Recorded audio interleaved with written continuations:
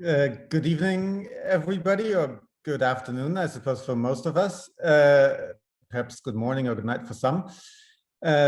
Welcome to this launch event of our new Cambridge Elements in Global Urban History. My name is Michael Göbel. I'm Professor of History at the Graduate Institute in Geneva, and I'm alongside Tracy Newman and Josef Prestel, one of the co-editors of this, which we are very happy to launch tonight.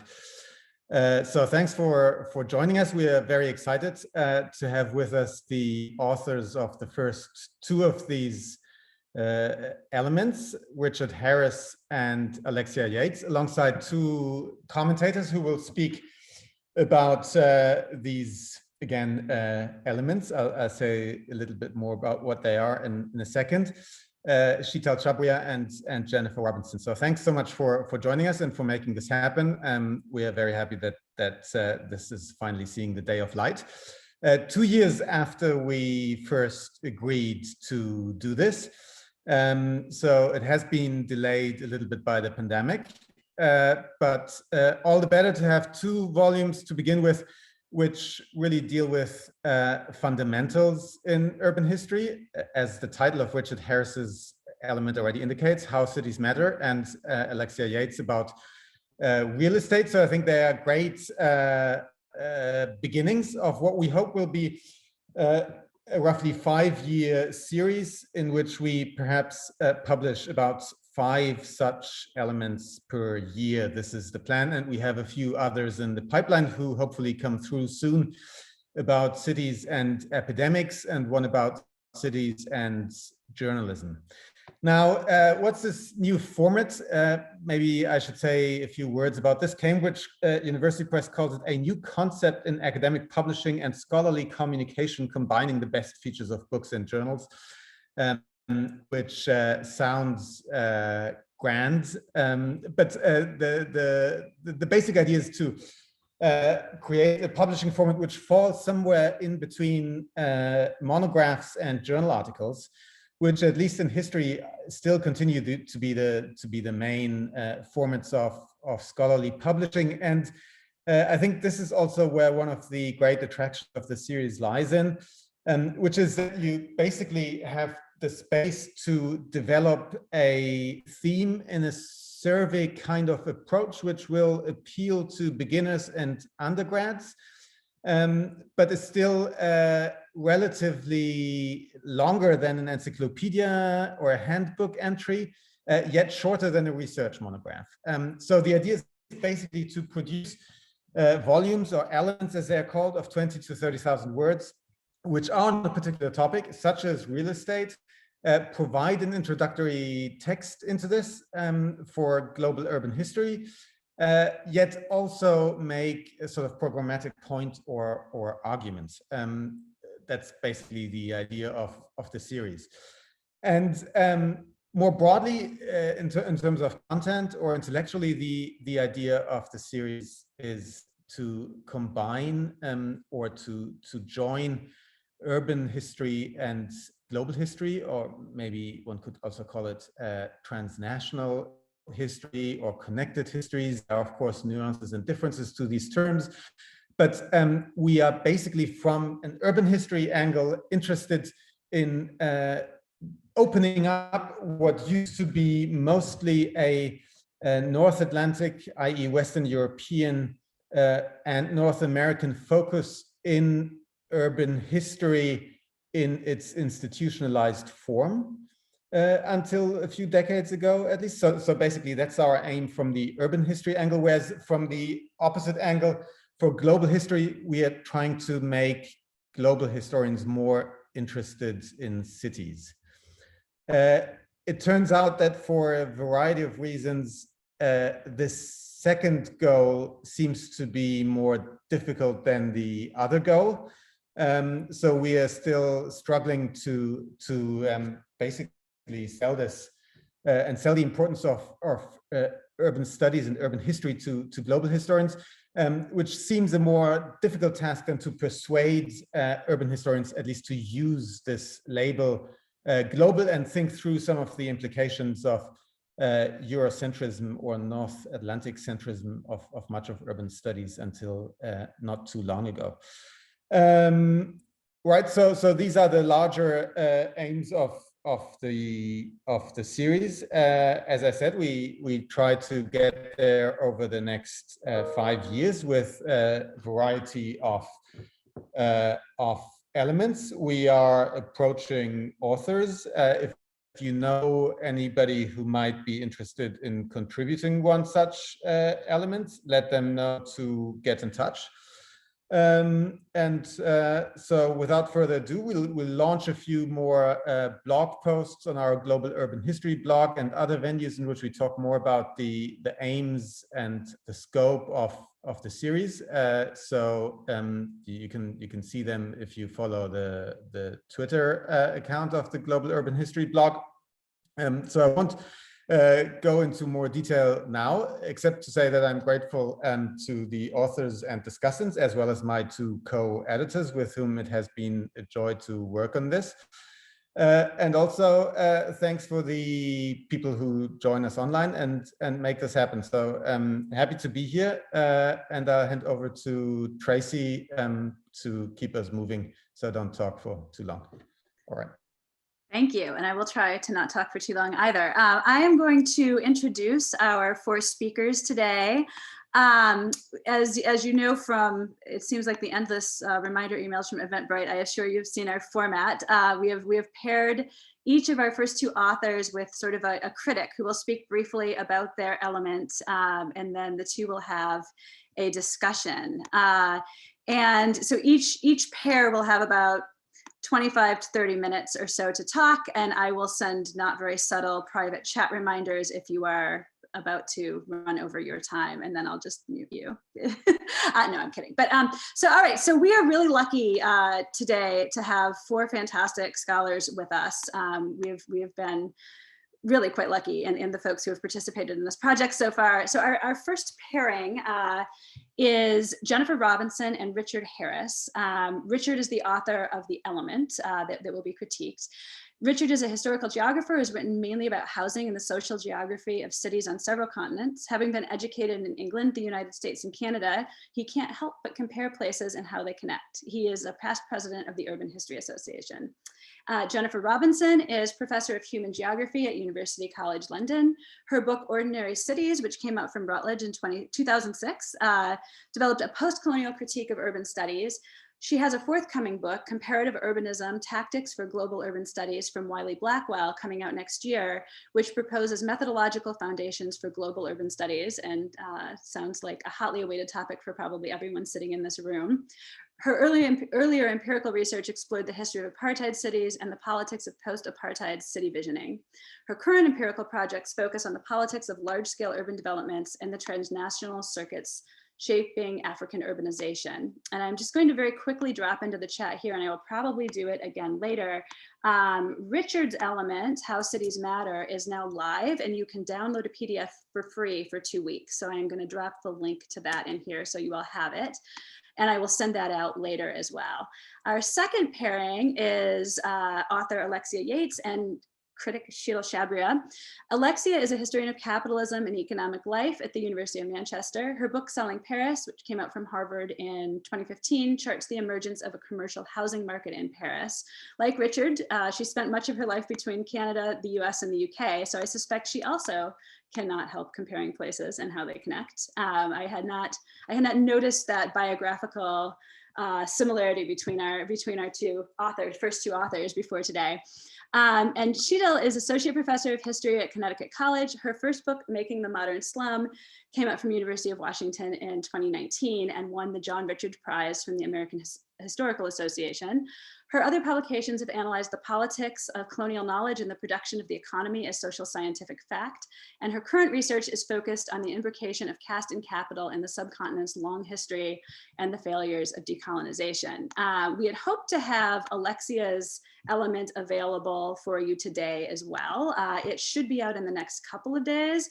And since when everyone registered, I got your email addresses. So I will send the links to all of these things out in an email once both of them are live. And again, you'll have 2 weeks in which you can read online or download the PDF.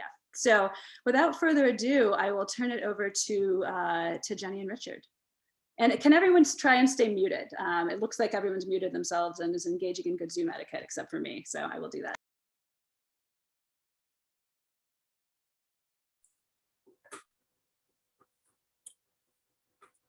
So over to you first, Jenny, no? Okay, I thought I was just settling in to listen to you. Okay, so well, it's a real pleasure to have this opportunity to talk to this group. Global Urban History is a great initiative, and also to talk about Richard's work. So I think I've been aware of Richard's work for a long time, and various moments it's been quite impactful on me.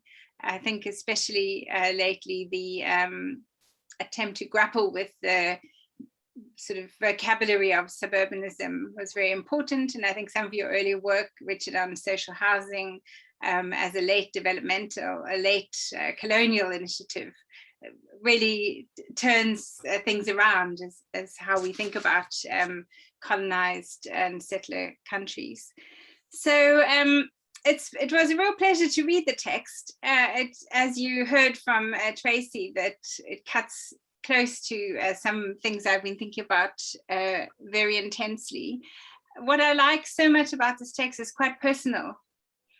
So it starts off with his memories of the first lecture that inspired him, and perhaps we could all offer that. I can certainly remember the lecturer in Durban, Di Scott, who inspired me with her engagement with Lewis Mumford and the history of the city. It was so amazing. My very first lecture in geography. So that writing style is really engaging. It draws you in. And I think it also gives us the benefit of your long scholarship, Richard. So that you've followed debates for a long time. So things that younger scholars today might read and think, oh, this is completely new. Actually, no, it's a debate that's been going on since the 1970s. And this is a very rich resource, I think, for all of us. So thank you for that. And I think what I also find it to be very well written. So I suppose we benefit from the lifetime of scholarship that you bring to that, is that it's really a great read. So I encourage people to, it's perfect for bringing to students' attention, for opening up debates about different issues. But it also does more than that, in a sense, and that it takes a very brave perspective on cities and history, I think, and in a sense going against the grain of history writing by sort of believing in a more theoretical and conceptual project, and by putting his finger on really what is the big question about urban studies today and for a long time. So he calls it How Cities Matter. He's not even questioning that in the title, but the book is a really clear engagement with a long series of debates and scholarly work which tries to grapple with that. In what way are cities city-like? In what ways do they shape outcomes distinctively? And he's really eager to explore that. So this makes it a book which invites also a response. So I guess that's my job. What is also quite cool is the fact that you sort of bring history and urban studies into a conversation, and one which I suppose benefits both. So from the history side, I think urban studies takes a sense of complexity and specificity, which you bring forward. And from urban studies, I think these kind of bolder, some might say, ambitious or crazy questions, conceptual questions. Can all cities be the same in some way? Can we find some generic features of them? Can they have the same kinds of outcomes? What is urban? And this is certainly the hot topic in urban studies today. And you offer some questions which are very considered, some answers which are very considered. So you reach back to some of the conventional sources, Louis Wirth, size, density, heterogeneity, that's what makes cities cities. You also probe the question of path dependency. And I think especially in terms of economic aspects, say Harvey's ideas about structured coherence or spatial fix, the city sets and train a certain set of possibilities, which are also really important, not just in terms of economy, but in terms of regulation and politics and the history that's coming through there. And I think what is really very suggestive, and I wish you had worked with that more, so it might be interesting to hear your thoughts on this, is you mentioned at one point how agents of history are juxtaposed. So they come together in the city. So this is the city as complexity, the city as space, in a very classic Lefebvrean sense. The city is a space. That's what perhaps I would say is what is characteristic about it. It assembles things in a certain way, juxtaposes them. And in that regard, you also pay quite a lot of attention to the land nexus, and some older fashioned terms we haven't thought about, like bid rent curves, which you don't quite say that term, but the sort of market of bidding for land and the value arrangements that generates. And I think that also the land dynamics of the urban, the financing of urban development, is another very trendy topic, but what you do is remind us this is a very long history, and that the structuring and organization of the city is really very dependent on that. So I think these are the kinds of themes that you assemble, and then you work through them very methodically through the book in the different sections and themes. So the two central analytical points that I think you're really coming home on is, one, to try and isolate the city effect. Cities matter. And you rehearse some questions which I hadn't heard for a little while, but which are also very contemporary. That is, are things just in a city? They just happen to be there. We think about them in any old way. Or is this an urban process? And I think recently there's been that sort of critique of the planetary urbanization hypotheses, which seem to be suggesting that everything that goes on in a city is urban, and there's maybe no outside to the urban in the sense that anywhere could possibly be urban, but also that the richness and fullness of whatever is going on in the urban, that is the urban.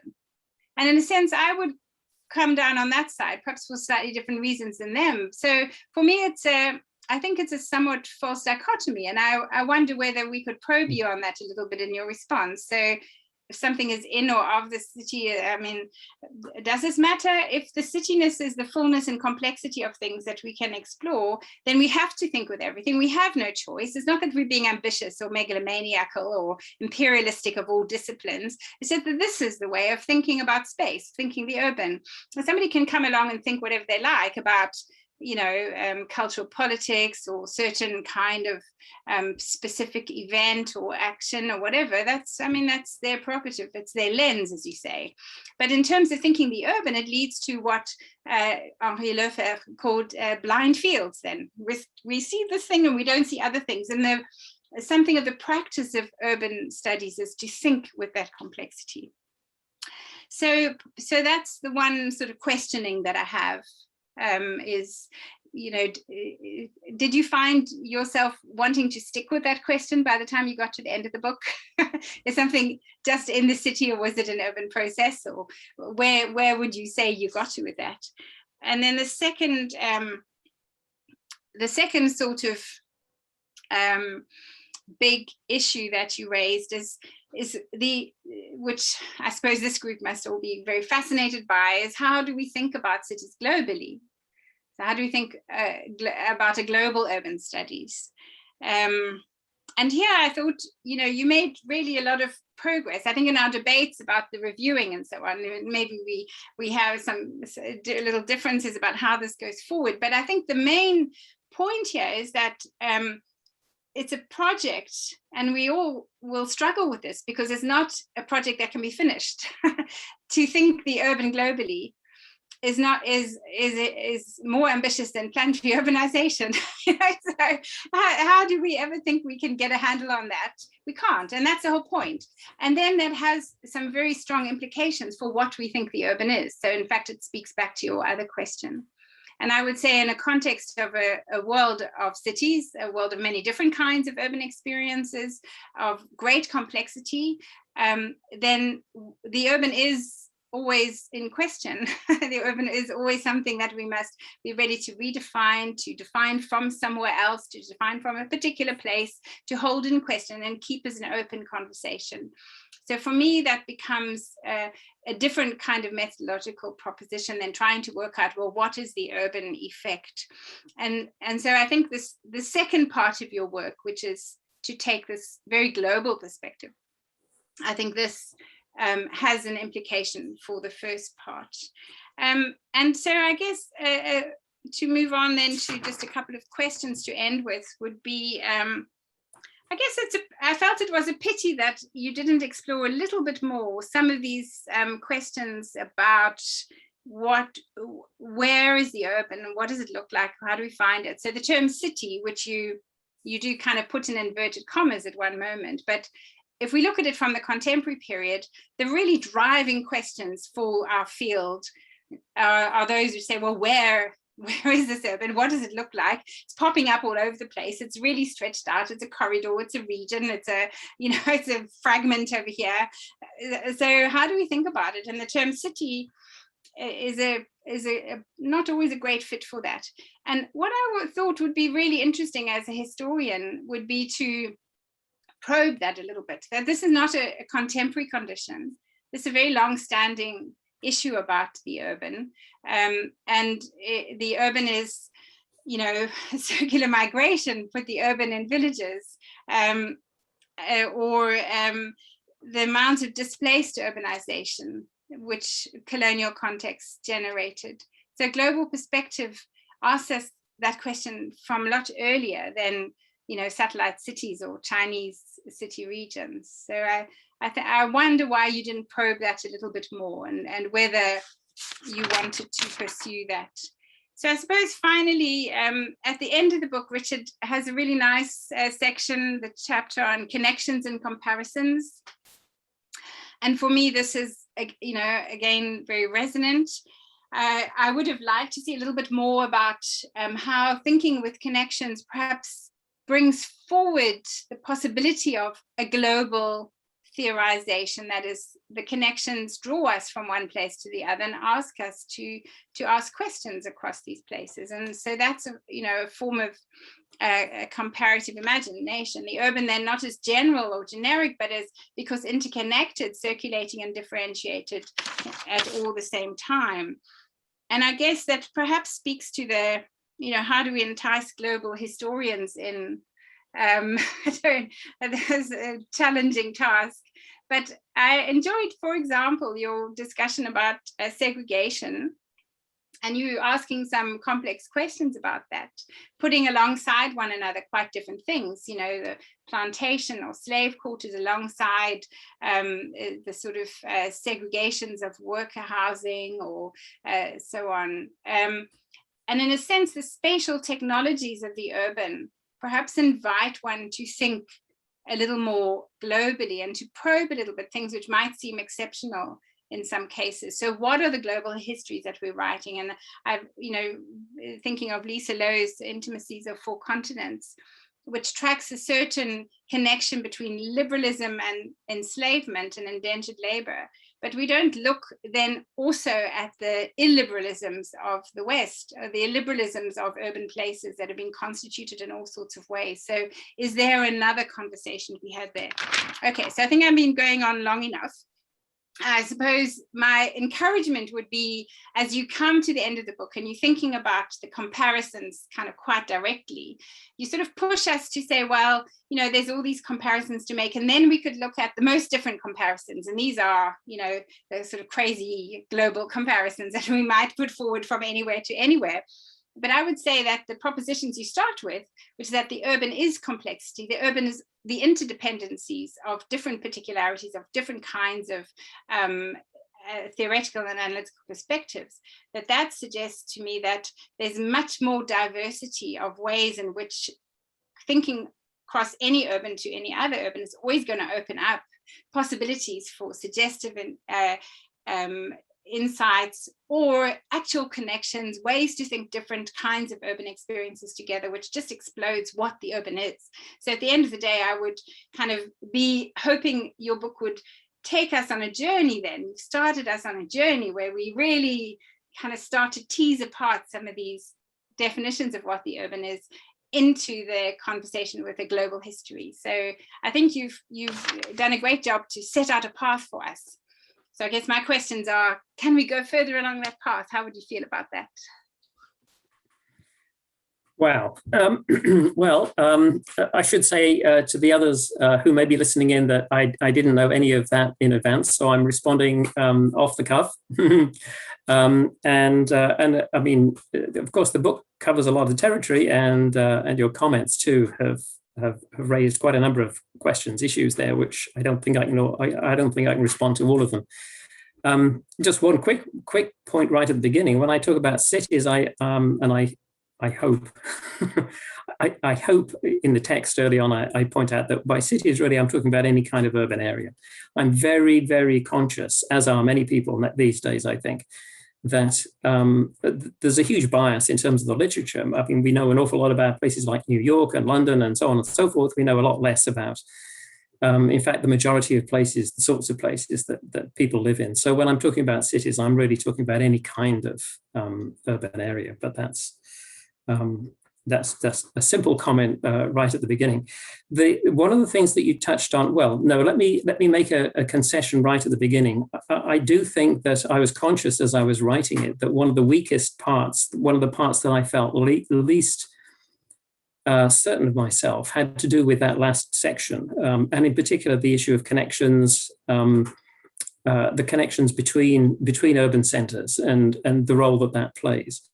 And in part, that's a reflection of my own, the history of my own research, which has not looked at that in any significant degree. It's also, I think it's fair to say, a reflection of the literature too, which has not dealt with those issues very well, at least until fairly recently. There's certainly, I think, been more work done in recent years about that. So I'm going to make I think that's true. I think that you've put your finger on a very important issue there, and certainly a very important issue if urbanists want to speak to folks who are interested in globalization and those sorts of issues. One thing that you mentioned sort of about halfway through, which is really for me the core of what I wanted to say, or what I think is important, has to do with this, well, the urban question. I mean, it's, what's of a city, what's in a city? Yes, just about anything is in a city, and obviously is shaped by all sorts of processes. The thing that I'm really trying to push all the way through is that all of those phenomena, which themselves are not, in and of themselves urban, but they are, by virtue of being in an urban context, existing in an urban context, they're subject to what I would call urban processes. Now, some of them are distinctively urban. I mean, congestion, right? I mean, road congestion, traffic. You could say that is a distinctively urban phenomenon. Most other things that exist in cities aren't distinctively urban, but they are arguably shaped by the fact that they are in this dense environment. And I think, the concept of externalities is one which economists have used a lot, which some urbanists have used, and which I think is a very helpful one, which is to say that, actions, private actions that individuals or groups, institutions take in an urban context typically do have impact beyond themselves, and that impact does vary according to distance, typically, not always, but very typically. And so, that to me, and that's true in terms of their social effects, very obviously true in terms of economic effects, and politically too, in terms of governance, urban governance. So for me, that's an enduringly important concept and notion, which is, that's my pitch, which is valid anywhere. It's valid. It's true in Durban. It's true in Hamilton, Ontario. It's true in New York, wherever. And obviously, the way in which those externalities, if you like, or that urban influence is felt, the way it plays out, course, it's enormously varied, depending on the economic, social, cultural, etc. Context. And I mean, to touch on an issue that you raised right at the very end there, the suggestion, and it's not my suggestion, but I'm endorsing the suggestion of looking at most different sorts of places, looking at places that are really different in size, in culture, and whatever. I think that the purpose of that, at least in my mind, would be to say, okay, let's see if this issue of, I'm calling it externalities in a general sense, let's see whether that, I'm going to say it's bound to exist in all of these places, but let's see how it plays out differently. And let's see if there's commonalities there in terms of the way in which those externalities have an impact, or not even necessarily just the way that they have an impact, but that they do have an impact. That's really the bottom line. Because if proximity, as I believe it does, matters everywhere, then that's something that you would be able to find and document, even in places that are really, really different, in just about every way you could imagine. Those are some of my first thoughts, but I don't think I responded to all of the things that all of the issues I'm sure that you raised. So I mean, I don't know whether you have any other comments, thoughts, or whatever, or Tracy might want to step in and shut us up. I don't know. I haven't really been keeping track of time. I realized I have also not been keeping great track of time. So I would say a 3 to 5 minute warning if Jenny has any responses, or Richard, if there's anything else you'd like us to know, you guys can have a few more minutes. But if you don't want it, we can also turn it over to Alexia and Sheetal. Let me say just one thing in addition, which I meant to say right at the very beginning, which is that that I'm really glad that Jenny feels that it's accessible. That was the thing that I really wanted to do in writing it, was because so much of the social science literature is jargony. I mean, I really, really hate the amount of jargon in a lot of the social science literature, not of course so much historians. And so the one thing that I really wanted to do was to make this accessible to, I mean, anyone, not even necessarily an academic, although obviously, realistically, this is not going to be a Hollywood movie. Well, you never know. A lot more lockdown, anything could be a Hollywood movie. So I guess I would come back with a couple of questions. So the one would be, in defining something as an urban process, these are very conceptual things that you're talking about, externalities. Or you talk about innovation, for example, urban land nexus, which was filled up with the content of certain kinds of urban land nexuses and not others, not the kind of violent warlord coming to conquer the place or the politician chucking you out. So these are very particular theorizations. And I'm just wondering, if you take yourself seriously of talking about the urban as that which is complex, the complexity, the juxtaposition, the interdependence, this invites us perhaps to allow more emergent theorizations within particular contexts and then also across them.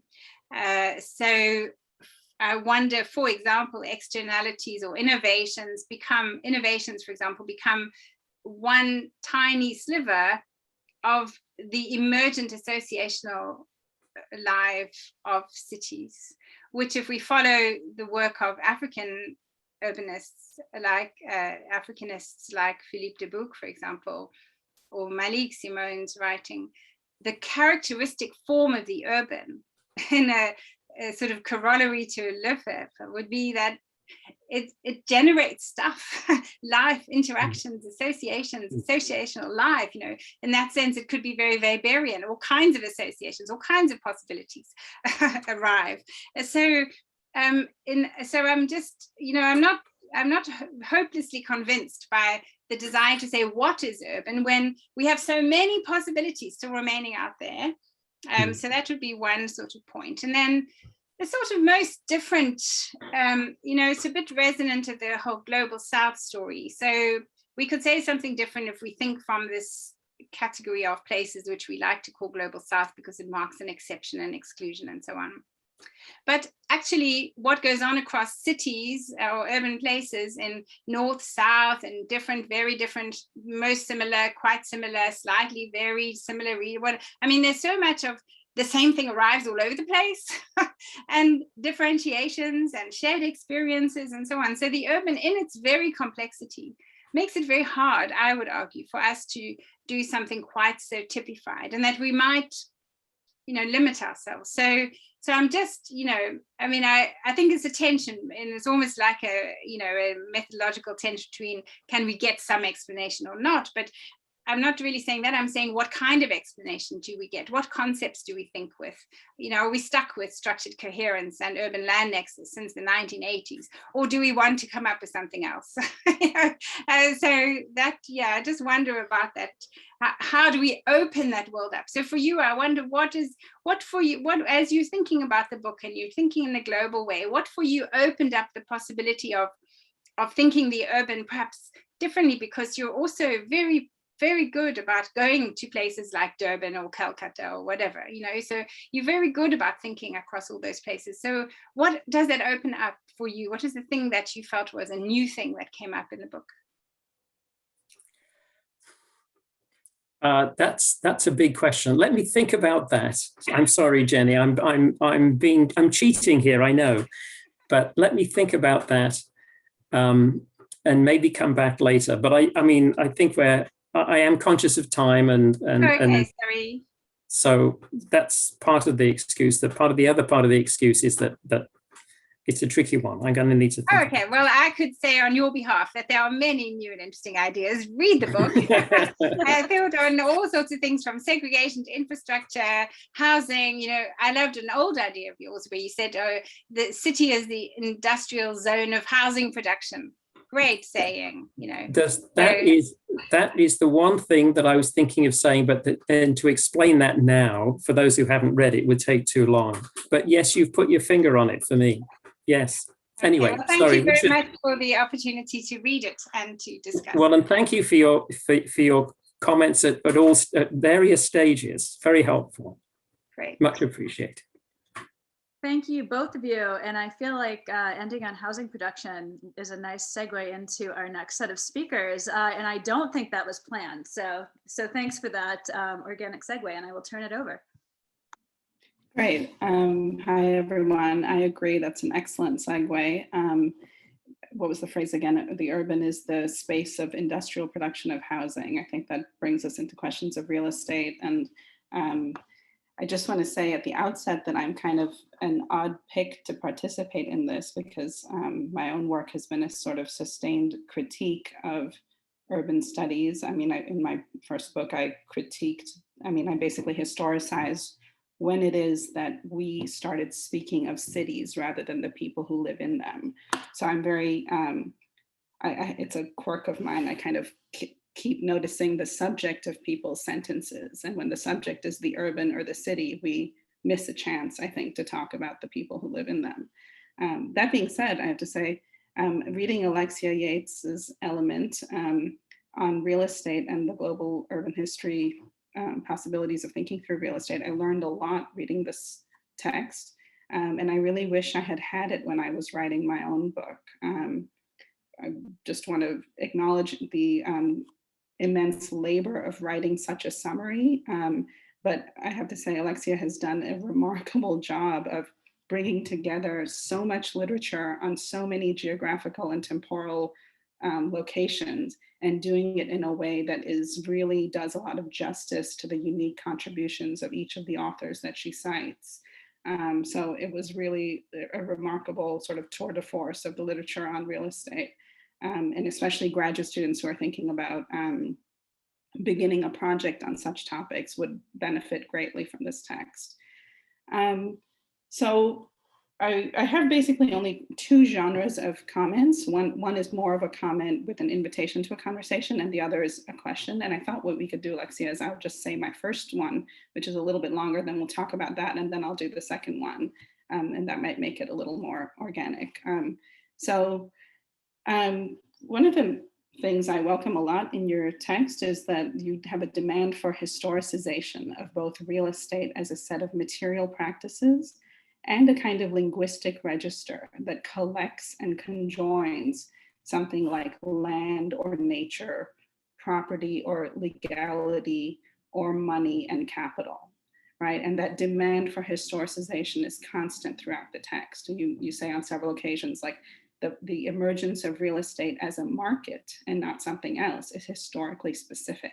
That attention to that specificity, I think, really helps us understand in a very, or would help us do in a very sensitive way, a global urban history that used real estate as the framing lens without collapsing difference across places into some, our global project. Because we have to remember, when we want to do global anything, that's our project. That might not be the project of the people we study, right? That's something we want to do, and we have to ask ourselves why. So historical specificity, I think, is very useful in that. The text overall does an excellent job of getting the reader to think about what kind of category or framing device real estate is. What are the histories that it allows us to see and which get left behind? So I'm just going to dwell on this. This is my first sort of topic for a few minutes to draw out some of the useful points that you made. On page 12 and 13, you say property and real estate. You basically, you don't say this exactly, but you show us that property and real estate had a civilizing mission, both in Europe and in the colonies, where it was through private ownership that the values of custodianship, political representation, and an ethos of improvement could be generalized. And you show that this was true in Europe as well as in the colonies, right? And it made me think of how private property and real estate in urban settings also helps manage state budgets, where certain governance functions can be offloaded to private citizens, and so it doesn't become a public function. This is why, in my mind, it took a while, and living through crises like repeated cholera epidemics or the plague for sanitation concerns to emerge as government charges, whereas before, water pipes and drainage and sanitation would have been the responsibility of the property holder. At least that's in my understanding. And you talk about this a little bit in your text as well. It was those crises and the state coordination which rendered to sanitation this sort of public charge. And it was that made real estate real. Otherwise, the wealth of real estate would have been just as precarious as other kinds of movable wealth, I think. So in getting us to think about what real estate really means, you provide a really interesting quote when you make the case for real estate in the beginning. You say, police observers in Paris strove vainly to comprehend how rents went up even as building was incessant, a phenomenon, quote, in strict contradiction with the laws of supply and demand. I really love that as an opening. And then you provide a really interesting sort of genealogy of real estate as a common law term from the 17th century, indexing the tangible and immovable nature of land and buildings. So in some ways, you're thinking about the sort of economics of real estate, but also how it doesn't follow the laws of economics, right? It actually gives us a window with which to think about power relations. So the rest of the text is very insightful on how historians can use real estate to capture this in a longer history and yet in historically specific ways. I'll just say one more thing about this. I mean, you give us a quick, you say the definition, at the heart of the definition of real estate is accumulation by dispossession. And that rather than study real estate as an engine of urban or economic growth, the study of real estate ought to be, I suppose, a, quote, technology of governance, mode of accumulation, and a terrain of contestation.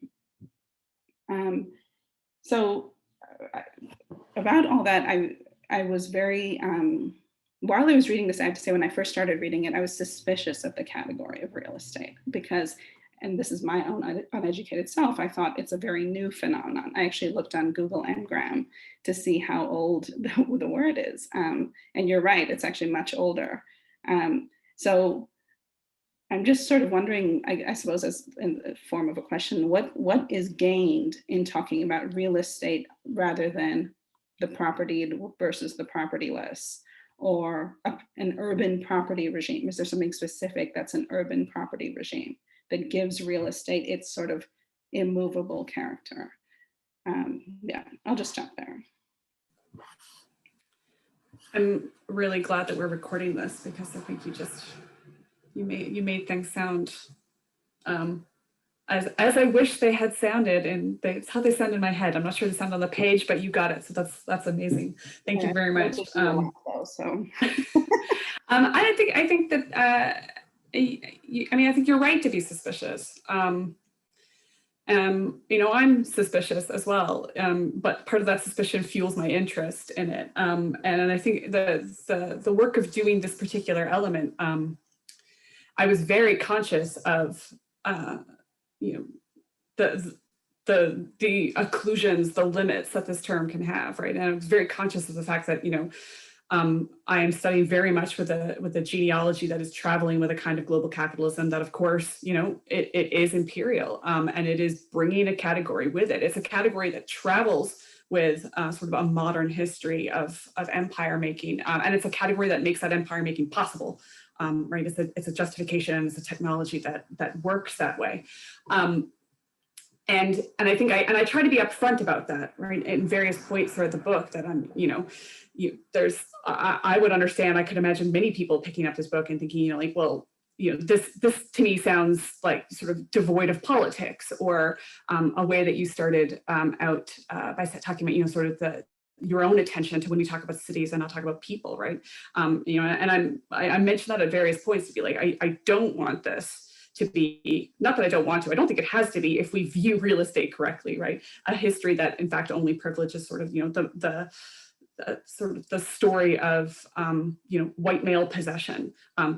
That's an important story to tell, but that important story shouldn't obviously be the only story we tell about how cities come to be and the effect of this particular technology. So what I think was, and you'll notice that I do use the terms, I use a lot of terms throughout this, right? I do use the term property quite a bit. It's impossible to avoid it. And it's core to sort of what property does as a way of assembling rights is core to understanding real estate's power. I also use housing, though not as much. But the housing question comes up. I think for me, to a degree, I'm dogmatic about a real estate, to another degree, I'm not, right? I think it's really appropriate for some stories, and it's not going to tell every story we want to tell.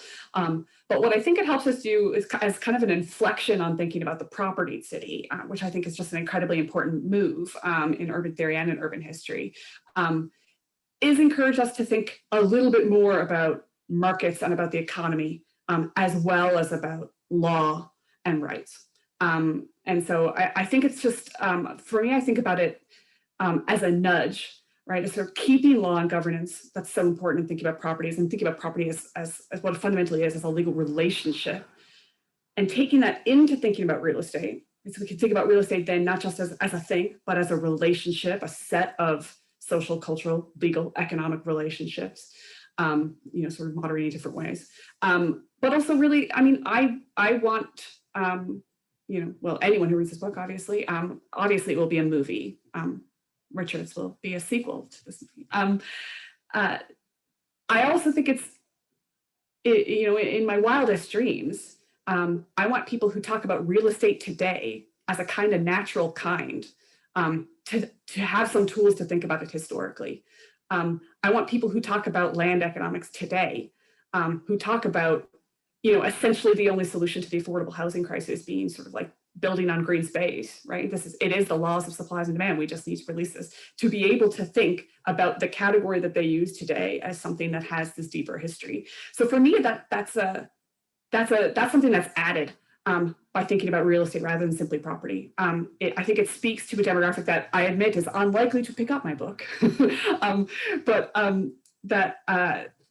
that needs to sort of be thinking in the terms of the sort of history that I try to embed in it. And again, of course, and I'm glad that you mentioned that, I'm glad I do justice to everyone, because this is, it's an argumentative text, but it's one that essentially allowed me to bring to the surface sort of all the threads of the kind of reading that I do when I want to pursue real estate across different settings and across a longer history. And I will say probably one point of conclusion on this too. One of the goals is as well, I think historians probably read more urban theory than urban theorists read historians. I'm not sure, maybe I'm caricaturing. But I do, to the degree that, that all of the insights that I gain about real estate from really important people working in urban studies and urban theories, the histories are always quite shallow. I'm not sure this work will, I hope it will convince the people of the virtues of a much deeper history of this. It's not that deep. It's a modern history. But that's again one of the goals of the piece, is to be like, we actually, when we talk about how real estate operates in an economy, we need to look before the 1970s, and think about that in a deeper way, and of course in a way that is specific to each particular place where it's operating, which is another virtue of that specificity. So thank you. I really appreciate your answer. And I just want to say, actually, the sensitivity with which you even talk about the promises of thinking about real estate globally, historically, and its limitations, it comes through in the text as well. And I think that's very appreciated. I just want to bring one of the ways in which real estate helps us think globally. This is a quote from you, and you talk about informality. You say, from Chicago to Mumbai to Rio, such communities may be, meaning informal communities, may be marginalized, but are not in fact marginal to the social and economic life of the cities in which they are located, citing Perlman.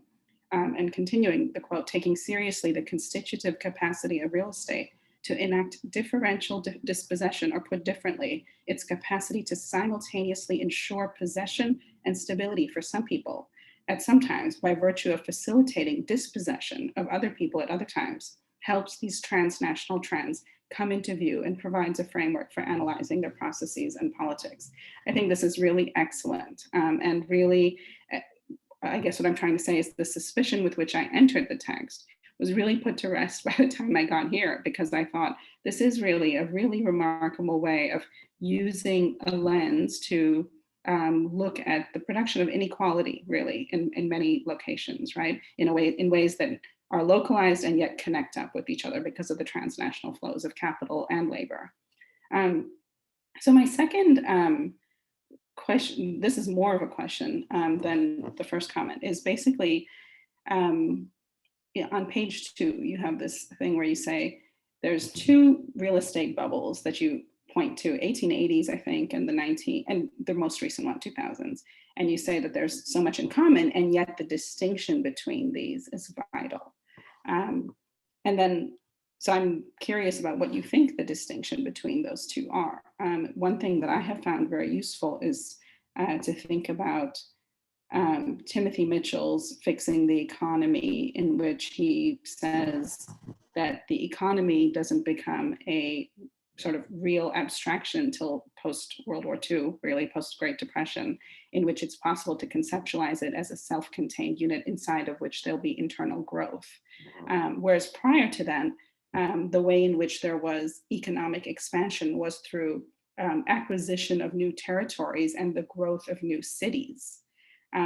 So I found this very useful in my own work, but I've never really had the chance to, question it with someone. But so I'm curious what you think the differences are between the real estate bubbles of the 19th century versus our more recent ones. And if Timothy Mitchell is right, this is just my own thinking, if he's right, the way those real estate crises or those bubbles, housing bubbles, were gotten out of in the 1880s was through the growth and development of the city.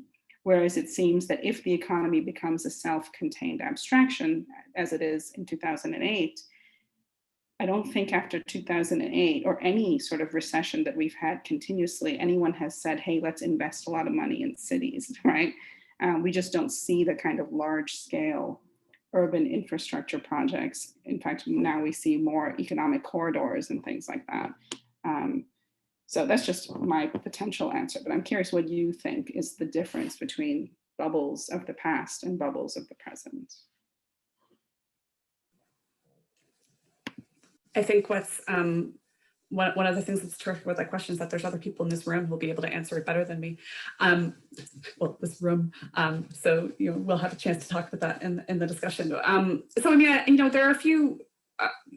There are empirical things that are different about them, right? And I in terms of the big difference that I point out really briefly in passing, right? And this doesn't get to your bigger question, but I'll get to it in a second. Around, say, for example, the role of home ownership, right? The owner-occupied house. The role of, it just doesn't play the same kind of role in the earlier real estate bubble as it does in the later one, which of course makes the fallout very different, right? Because the people who, suffer when sort of credit is contracted and buildings don't get built are a very different group of individuals. But I think, obviously someone like Timothy Mitchell's, obviously someone like Timothy Mitchell's work has been incredibly important. You can tell, from my idea of sort of like, I'm going to take this concept of real estate and I'm going to think about it. I'm going to think about when do we start talking about the market as a thing that governs what happens in a city?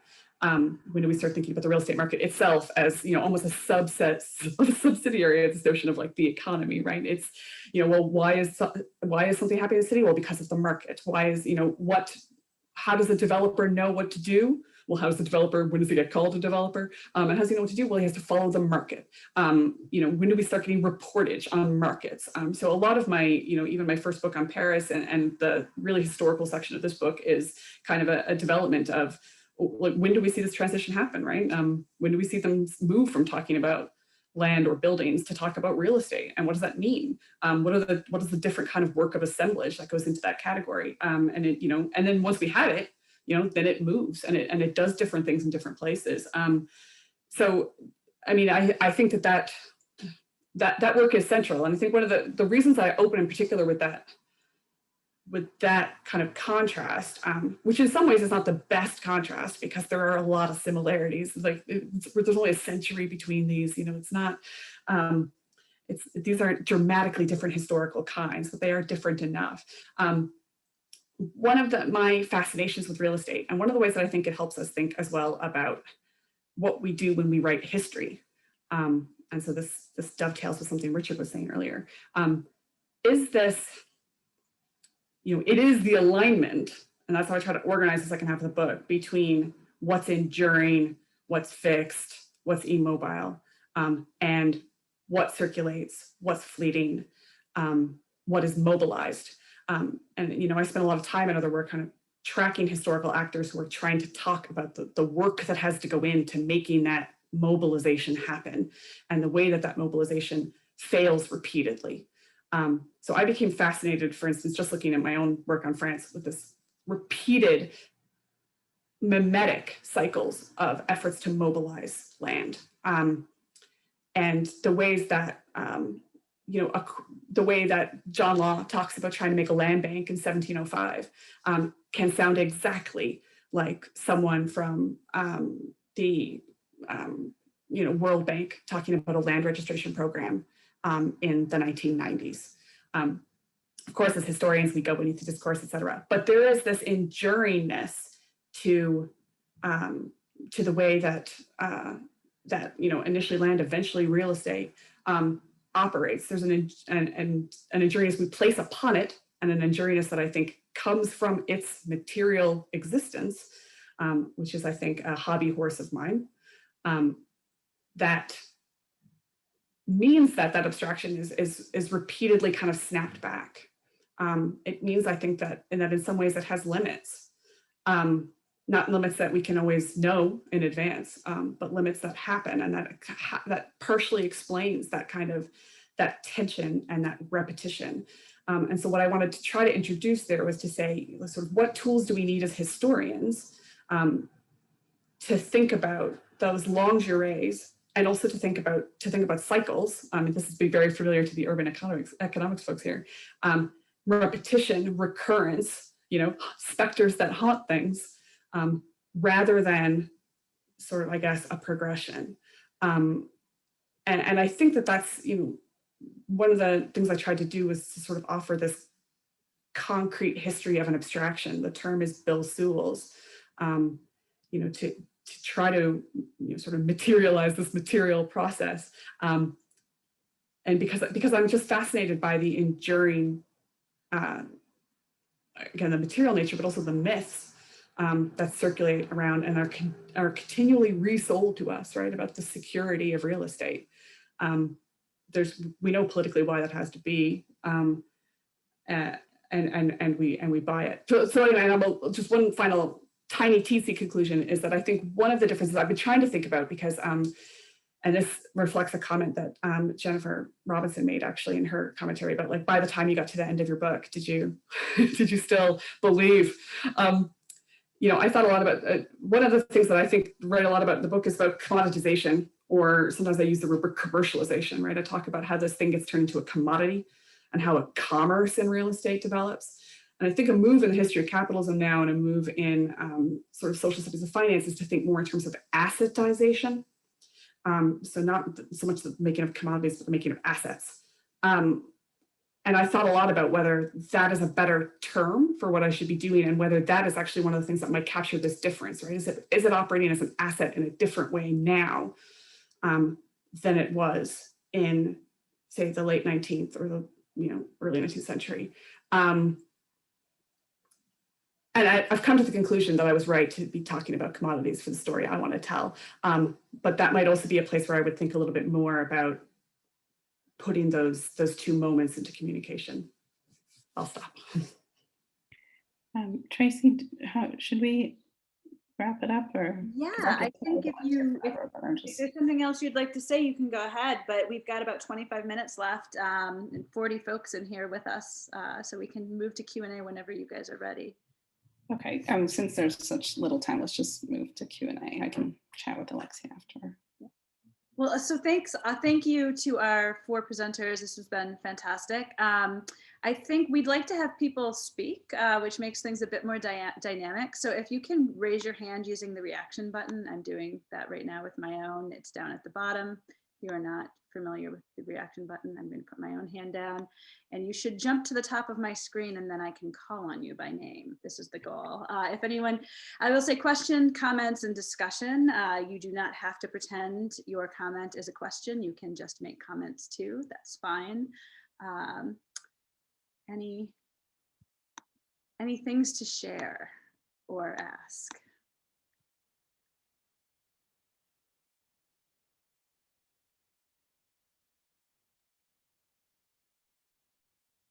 No hands.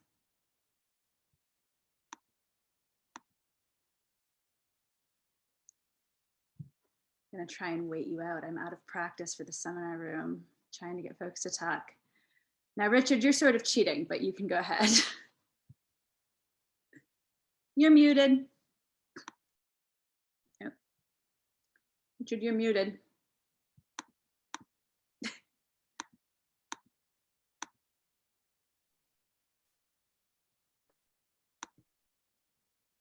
Richard, you're muted. Can you hear me telling you you're muted? Yeah, gotcha. Oh, sorry. Well, at least I shut up for a while. It's a connection between what Jenny said at the very end, her comment about how I got intrigued by the issue of the housing cities as sort of centers for the housing market, the character of the housing market, how it's shaped by the urban context. And then it's connecting with what Sheetal raised, the Timothy Mitchell and his notion of the economy, and Alexia responded to that. One of the things that struck me is talking about terms that have come into usage, which we now just take for granted. The housing market in North America, it's a phrase, it's a term, you can do a Google Ngram on it. It's a term that wasn't used before the 1930s. We didn't have a housing market, at least we didn't have the concept of the housing market until the 1930s. Of course, we had housing markets, and the whole package of that, I think, is a sub-element, I suspect, of what Alexia is talking about, although I have not read, obviously, her, I can't call it a book, her element. But I think that this is one strand within that larger story. But anyway, I'll shut up now.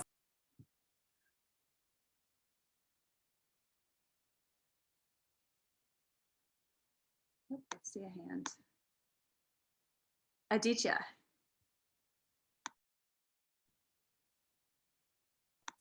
Thank you, Alexia, and thank you, Sheetal. Thanks, both of you. And it was really stimulating, really interesting discussion. I have a couple of questions. The first kind of follows up on that. which is the question of the market and the real estate market specifically. Is there a genealogy that in some sense that you trace in the book? And Sheetal, I was wondering if you could respond as well, because the market, you know, in the colonial Indian context, for instance, you have something like the bazaar, which is the marketplace, but it's not the marketization or the assetization of land as such. Land markets have different terms and connotations. And really, I don't know, I was just wondering if you guys can both take a stab at when this comes into the lexicon and when it starts to become popular, why it starts to build so much currency. So that's one. The second is related to what Eric asked in the chat as well. In other words, Alexia, in what way do we think about this question as global? I guess in some sense, I guess that kind of echoes what Sheetal said as well. And does that sit uncomfortably when actually there are very, yeah, I don't know. I mean, one can go on about it, but I think I'll just leave it at that. Thanks.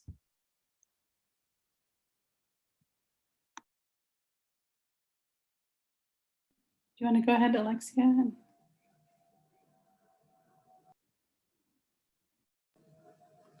Sorry, it took me a second to unmute there. I mean, the genealogy of the market, I'll look forward to what Sheetal might say about the Indian context. It's different in every place. So, I mean, that's one of the things that you need to look out for. And again, to say that, sort of real estate and thinking in terms of, like the development of this notion of a market, the work that it can do and it can't do for us, right? There'll be ways that and I discovered this really quickly with working my first book on Paris, right? So a lot of the best literature that's written about real estate is written about the United States. So when I'm looking for instructions on how to begin thinking historically about real estate, I was reading about the US, the country that, of course, Marx, I believe, famously says is born with real estate. And to do that, I then I was taking that knowledge, that category, that trajectory, and essentially looking at France and saying, what's the same and what's different? And that was really productive in some ways, because I found things that French historians don't really pay that much attention to. But it also, it did have limits because there is a different way that if you were interested exactly in sort of like how real property at a particular moment is circulating, there are other things that are happening that are outside that category, which you also have to sort of then widen your lens and be aware of. So, in the French case, it's when people start using specific terminology, it's the 1880s. And I try to have a few global examples of when we start getting things like, you can look for markers like auction houses. So when you start getting centralized marketplaces, and then when those centralized marketplaces start being reported in the press, right? So when you start getting popular columns, say, alongside the stock exchange, they'll also say something like the building exchange or the real estate exchange. And those two markets are really sort of developing in competition for investors' money and with different moral valences at different points. But that's where we start seeing, again, the kind of that commercialized sense that we use today when we say real estate is from that particular process. And I think a process of sort of the globalization of investment and the creation of this global real estate frontier, again, from the 1870s onwards, which is also briefly in the book. And then I'll maybe let Sheetal say something if she wants to, and then we can all say something, I think, about global and urban. I'll just say thank you for your question, Aditya. The bazaar is a term that it's a marketplace, meaning it's a place where one goes to exchange things. This is different than market as an abstraction, meaning the market in housing or the market or the real estate market, right? That use of the term market is something much more abstract and has to do with the way in which the speaker, by saying that, has naturalized the laws of supply and demand and turned something into an organic entity to which we are subservient now, right? So when a city government says, I cannot provide public housing in that location because the real estate market doesn't sustain it or something, they've now conceded to this godlike market, which is very different than the marketplace, which would have been around earlier. I think I agree with Alexia completely that when this change happens is different in each place. I mean, I always think of, I'm sure you know, that Atul Kohli's work on how in the 1980s in India had a very pro-business set of policies that turned into a pro-market policy, pro-business being different than pro-market. So it's possible in India, there's not really an abstraction of the market until the 90s or so.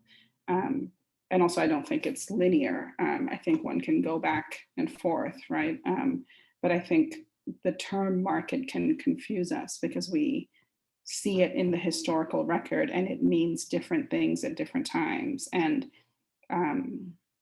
it doesn't always mean what we take it as today. I mean, even if you listen to like public radio, right, the way they use market is, it actually slips between the two meanings quite quickly. But I think it's important as historians to keep that distinction in mind. Great, thanks. And then, Eric had this question in the chat that, if all four of you would like to reflect, that would be fantastic, on the nexus of urban and global history on which this series sits. And I think we as editors would be interested in that as well. And then after that, we'll go to Patrice, who has her hand up next. So if any of the four of you would like to comment, please do, or all of the four of you. Can I just say that another way to think about this might be the concern that Michael raised in the beginning, that it's been easier to get urbanists to think globally than it is to get globalists to think about the urban. And it might be useful to think about why that is. And maybe there are some good reasons for that. I'm not sure. If you have thoughts, please share, because that really has been a puzzle for us. Obviously, we have some ideas, but it would be interesting if that in particular struck a chord with you. It'd be very interesting to hear, I think, why. Yeah, I think for me, like I said in my work, we all know urban studies, talk of the urban doesn't begin till the 1910s, 1920s, right? We tend to slip between city and urban, but urban as a term doesn't become really popular till the 20th century. And I think that's worth thinking about too. So a historian who works on earlier periods would have trouble seeing that in their record, and historians sometimes reproduce the terminology of their records.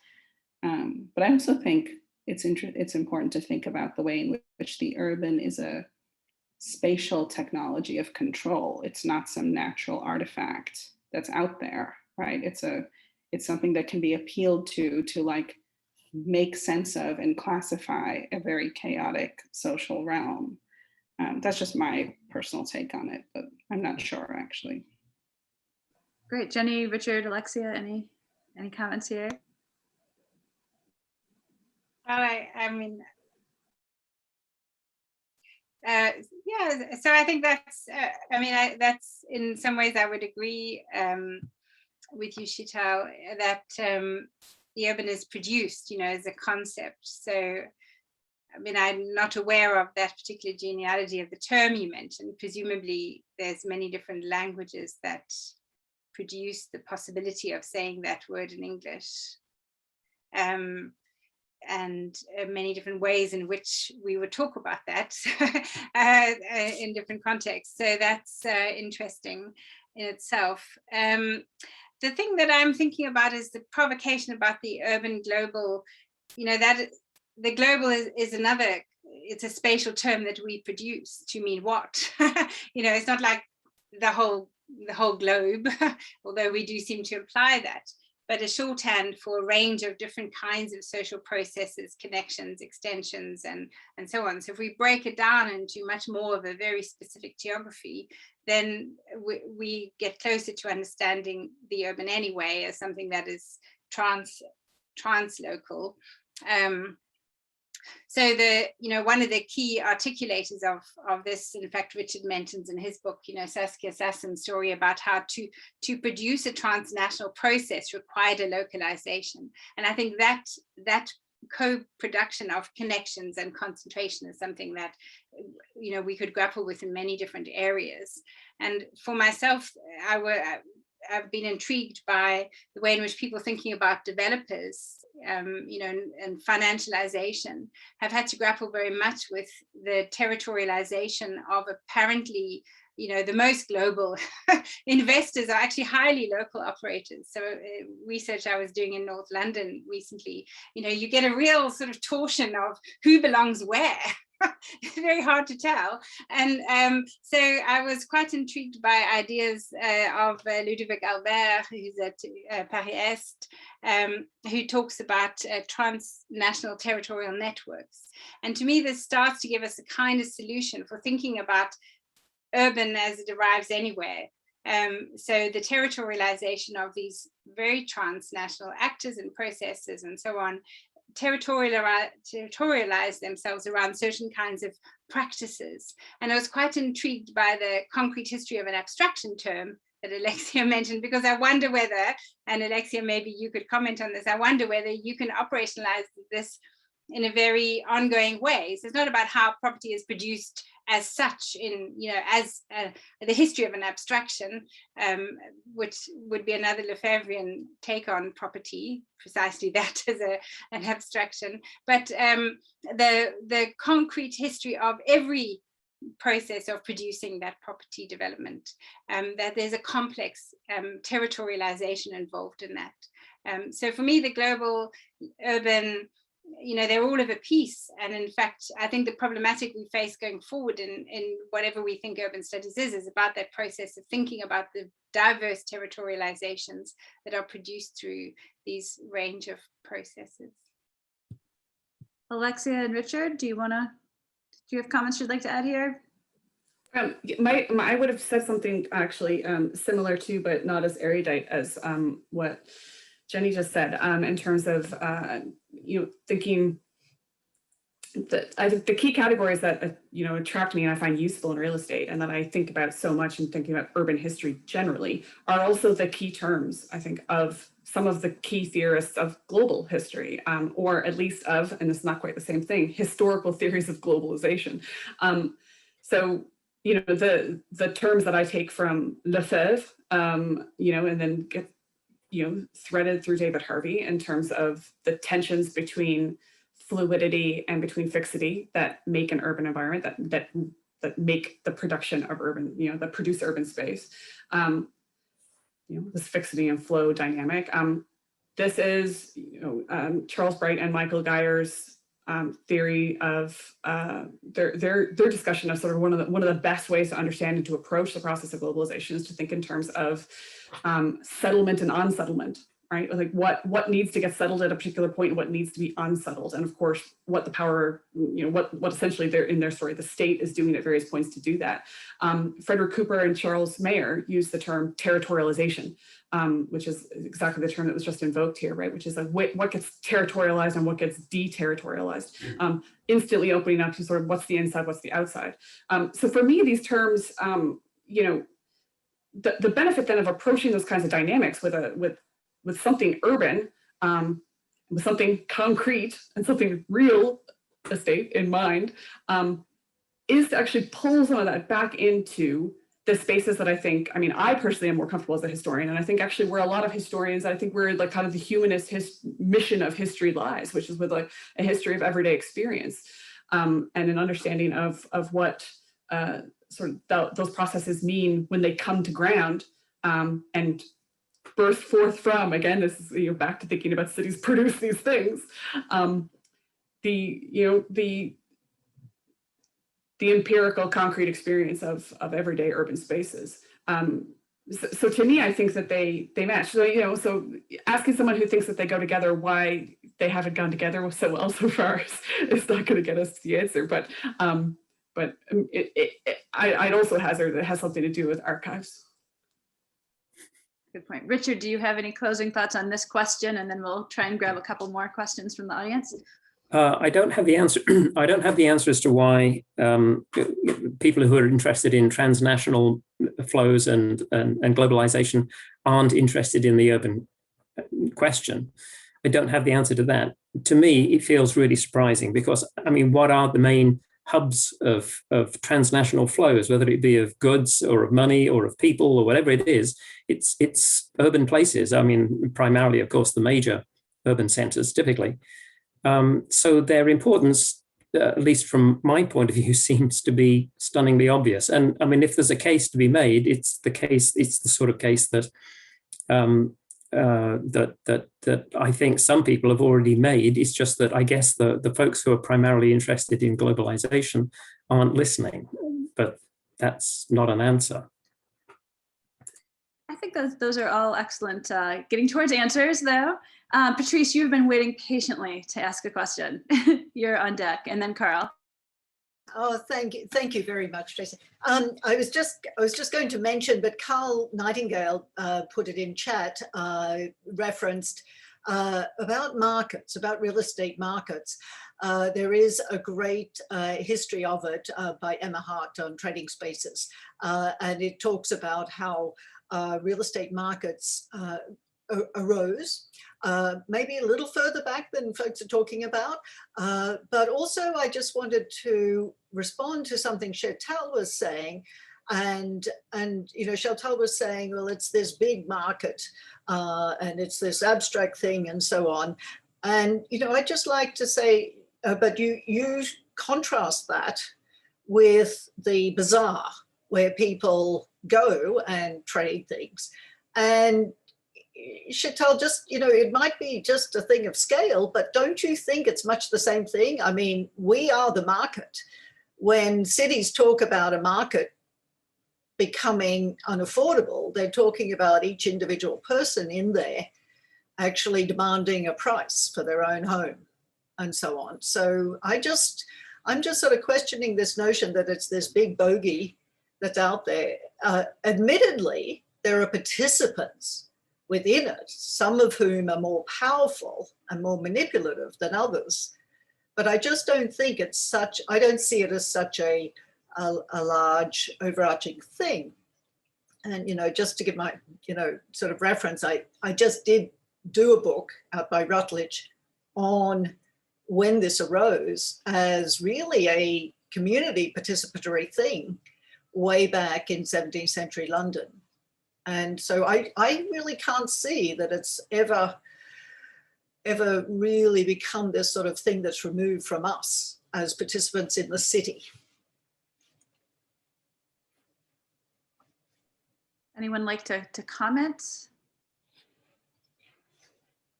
To respond? I mean, I'm happy to be told I'm completely wrong.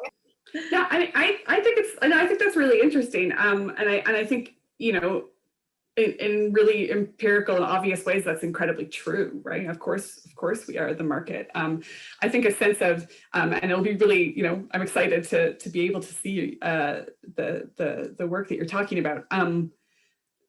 But I do think that there are different registers in terms of how these things get talked about as priorities, and how the sort of the sense of I mean, let's use a really stark and horrific example, right? Which actually doesn't speak to this particular case, but the way that at the beginning of our current pandemic, we described the need to essentially place sort of, are we talking about the health of people or are we talking about the economy, right? So that was a very depersonalized way of talking about the economy. Of course, the economy is nothing but people's jobs and people working and, you know, national accounts, et cetera, balances of trade, that all eventually comes down and is embedded in people and our activities, our barter and truck. But I think that's a really stark example of how, of course, sort of like, you know, the sort of flesh and blood element of what makes up an economy was quite opposed to policy discussions about whatever that thing is that represents it, right? And of course, then that comes up in all kinds of economic criticism, right? Particularly around real estate markets when they become speculative, and stock markets when they again seem to be bursting and bubbling and sort of lining the pockets of some people, but raising these questions, is it connected to the real economy?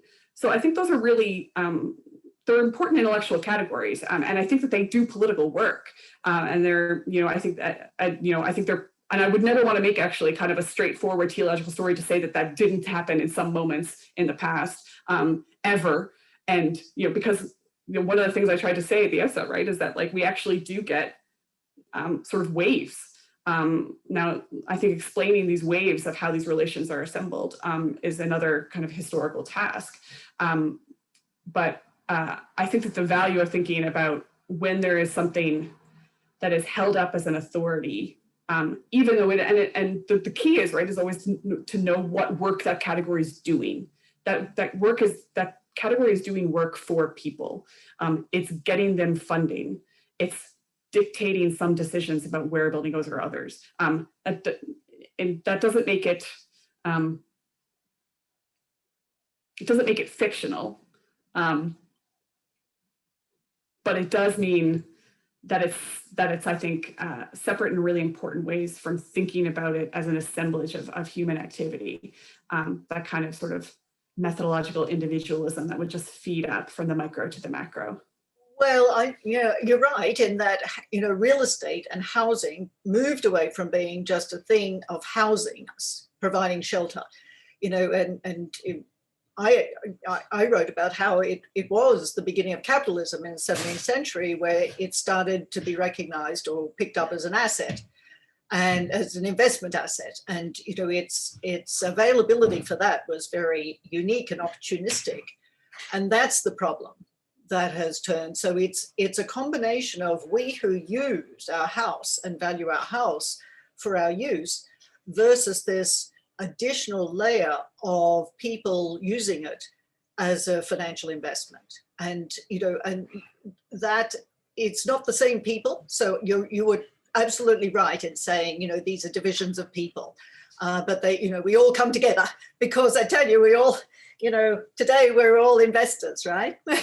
Even in our homes.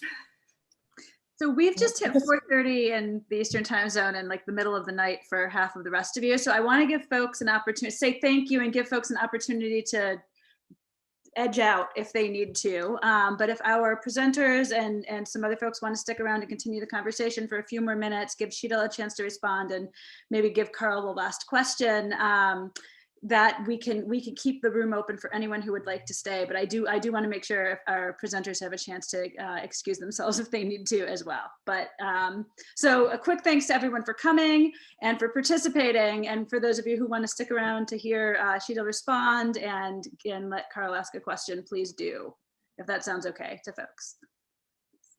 But thank you, yay.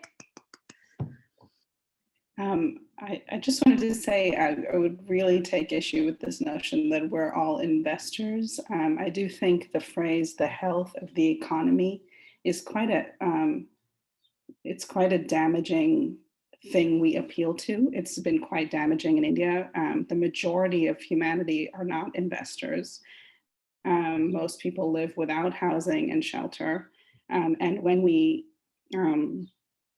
there are lots of decisions made in urban life that are that further the dispossession and alienation of the majority of people, and those are done by appealing to things like GDP, the health of the economy, the real estate market, and so I think, I mean, what Alexia was saying is right, is that it does a certain kind of work for certain groups of people, and a bazaar or a marketplace where somebody goes to sell something is not governed in the same way as the economy as an abstraction is. Those two are governed in very different ways. And it could be argued that the bazaar, that the former is governed in a way that actualizes use value a lot more than what we do now. It is quite striking that through the pandemic, the scale of inequality between people has gotten way worse. And I think that's been done by appealing to the health of the economy, which is, it's remarkable during a pandemic with so many people dying that we thought so much about the health of the economy. It's the kind of thing, if there was a God, he'd be laughing at us, right? Like I do think it's very important to think about that much more clearly. Thanks to all of you. And Carl, would you like to ask our last question or make a final comment for us? Thanks, Tracy, and thanks to everybody. This is really, really super interesting. One of the most high-level conversations I've been part of in global urban history. since we began thinking of it in that way. And one way that I think, one other kind of question that the presence of Professor Harris has always brought up for us, and now having Professor Robinson here too, is just what does this matter? Why do the life's work of so many urban historians matter to urban theory and to the more theoretically inclined disciplines of urban studies? And so I'd love to get that conversation going further than it has even today. And Richard, we've always had the luck of having you around a lot to be able to make that conversation go. But we haven't really, I don't think we've made much strides going further, much further. So one question I have all along is what does our work matter to urban theory? And one thing that felt like it was kind of on the margins, and certainly is much more at the heart of both of these elements than I think came in the discussion, is just politics. That cities, as you say, Richard, are things that enable much more complex forms of governance. They have much more complex forms of disputes. And they involve much more complex mobilizations of all kinds of large numbers of people in much more complex forms of I say, dispute, negotiation, all kinds of other things like that, and then institutionalization. And Alexia, I think, or in a lot of these conversations, we've gone to the language of economics, we've gone to the language of process, of market, of asset, of assetization, commodification, all these kind of indications that I think urban history is adopted fairly thoroughly from the work of Marxist theorists, other theorists, urban theorists, Lefebvre. And I'm wondering whether we could say back, well, as historians, we see the mess of these cities in full face, and every time we stick our nose in an archive, it's coming out at us in this unbelievably complex and unpredictable way. Is there something in all that we could put back to you guys that is of use to you? And I could just leave it like that, but there are examples in both of your elements that strike me that could come out. For example, the professionalization of real estate is enormously important. The National Association of Realtors, which is called the National Association of Realtors in the United States, is actually the global association of realtors. When I went to try to find some information on South African realtors, they were out of the office. Where were they? They were in San Diego meeting with the National Association of Realtors, and to talk about high-end investments in real estate all across in Macau and in every single sort of city and with all kinds of architectural and real estate baubles in mind. So there's one thing, but I think the other one is just empire. Empires don't come about without capitals, without administrative districts, and so on and so forth. They push gigantic global phenomena, including urbanization, but also including all kinds of other things. I think the early modern roots of assetization, you're not going to see assetization without empire, without mercantile capital being a global phenomenon. The outskirts of London, of Amsterdam, of Paris do not come into being without mercantile capital coming from the colonies, for example. So just to say a few things about that, but also to hear, I'd love to hear other people's reactions to that, to politics being possibly something that we could raise up as urban historians within the field of urban studies, both in its global form and in its most, almost intimate forms. Any reactions to that? Was a lot, Carl. But it was good. You gave people a lot of fodder. Any closing thoughts on Carl's thoughts? I won't disagree with anything that Carl said, but one of the questions that I think you were asking, Carl, is how can historians, or what can historians say or contribute to urban theory, or that, so urbanists who are really social scientists and interested in primarily in the present. And to me, and this is, I mean, it's a simple point, I make it in the book, sorry, The Element, but an appreciation for how the present, or whatever exists at a certain point in time, is so much shaped by what's happened before. I mean, it's a really, really simple point. Historians know it inside out, take it for granted, show it all the time. And yet there are so many urbanists interested in the housing market or real estate or whatever it might be, who just don't get it, who don't realize that, don't appreciate that, and who then think that some current intervention will reshape things without understanding that, yeah, well, it's complex and there's a long rooted history to whatever it is that you're interested in. And historians know that, and they can show it. Well, they have, we have. And it's getting that message across. To me, that is the big path dependency, that phrase I think that Jenny used early on. That to me is the most important thing that historians have to contribute.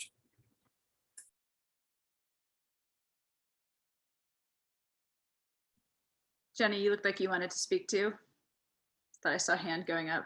Is there time, or we're out of time? Why don't we give you, I mean, people can leave as they see fit, and we'll give you the last word. How does that sound? Oh, well, Richard is characteristically modest by putting his words in my mouth, but I guess the thing that I find important about urban history, and which I think Richard's book and Alexia's comments today have been so very helpful for, is asking us also questions about what urban theory is. So for me, part of the project of comparativism is really to open out stories about concepts. So what is the process of conceptualization of the urban or urban processes or urban experiences or people's lives in cities? And the thing that urban history does is interrupt, to some extent, the grand theorizations or the parochial posing as universal and that sort of thing. And I think there have been some great examples of that in the discussion today. I mean, partly Richard's story about governance and the very particular arrangements that emerge in any governance situation. In London, the governance of investment is so idiosyncratic. It's had a long path dependency, which is, leads to the most baffling arrangements for governing urban development. I can't believe they are like that. But I also look at the value of urban history for asking questions about the assumptions we make about urban developments now. For example, a whole story about how master planning is imposed on Africa. Great big developments are, things that are brought in from outside. Actually, the long history of the emergence of planning in colonial context is not about a British import and imposition top down. It's very complex co-production and real investment in planning and ambition in many places around the world. So I think history gives you a caution. Careful history is a great caution against over-ambitious theorizations. And I think for me personally, I should just say thank you. I'm so looking forward to reading the Other Elements book, because, I think a history of so-called financialization, which becomes a great big theoretical weapon to explain everything that's going on in cities, actually a careful history of how finance emerges, how land gets brought into those kinds of processes of capitalist globalization or colonial processes of financing and so on.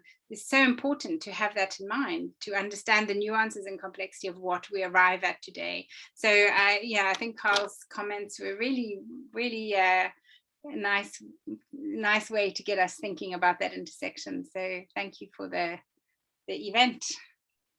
Thank you all. Thanks everyone for coming. And we will make sure to get the links to the elements out to you when both of them are live via email. Joseph, Michael, you want to say anything? I've been doing the talking here. say goodbye. Oh, just to say that I'm thankful you've been doing the talking, and also thanks from my side for coming in. As we said earlier, we're very happy to see the first 2 elements being out, and we hope for a successful and long series. Thanks. Yeah, also from my side, thank you all. That was fantastic and a lot of food for thought. So yeah, this has been really exciting. Thanks. Great. Thanks, everyone. You can go to bed or happy hour, whichever is right for your time zone. Thank you, everyone. Congratulations on the Night. publication. Thank you. Thank you. Good luck with the series. Bye-bye. Thank you.